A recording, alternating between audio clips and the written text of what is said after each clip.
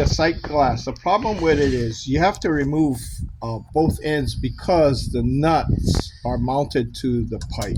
Okay, so there's a nut here and there's a nut on the bottom of the tank. And what happens is because this is mounted, there's a compression nut here with a rubber gasket inside.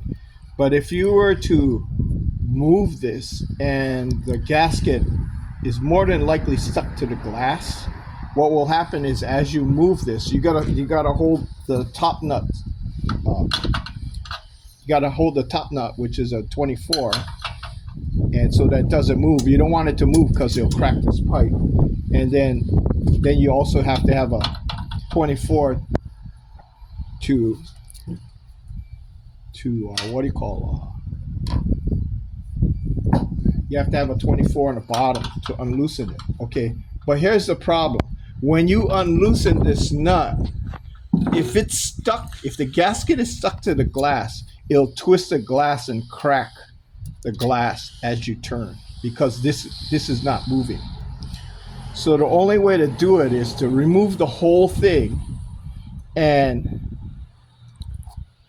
individually hope to loosen one of these nuts, because one of these nuts has to be free to relieve the tension on the glass. Okay, and that's really difficult to do.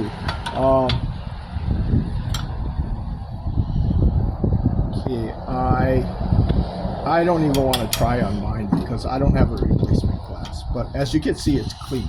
Okay, so if you have crusting here and you had a leaky vacuum valve, a good chance is the vacuum valve overflowed, especially if you see crusting on over here and it just dripped down and then piled up on here, because you got to remember this whole thing is boiling hot.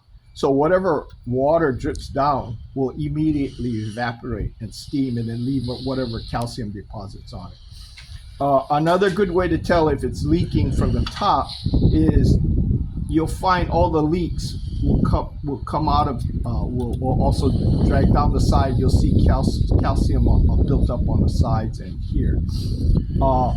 Generally speaking, if this leaks, if any of the gasket seals leak, usually they check that when they power up the machine initially after a repair, and it'll leak right away. So any leaks you see after that, especially about a year later, that's all seepage, because the rubber can get cracked and leak that way. So if that's the case and you do have a rubber cracked seal, you're gonna have to take this apart and replace. Sometimes you can get away with wrapping it with Teflon and sealing it that way, but it's the gasket, it's a rubber gasket. It's fairly inexpensive. You might even be able to modify a standard faucet gasket that uses a similar, because these compression nuts are very close to SAE or even the metric standards, and you may be able to find other compression gaskets that will fit. Okay, and in a real pinch, use what they call faucet packing. You can also use that. Okay, that's it if you're in a real pinch. Otherwise, get your original part, replace it, and then don't worry about it. Okay, moving on to the water valve.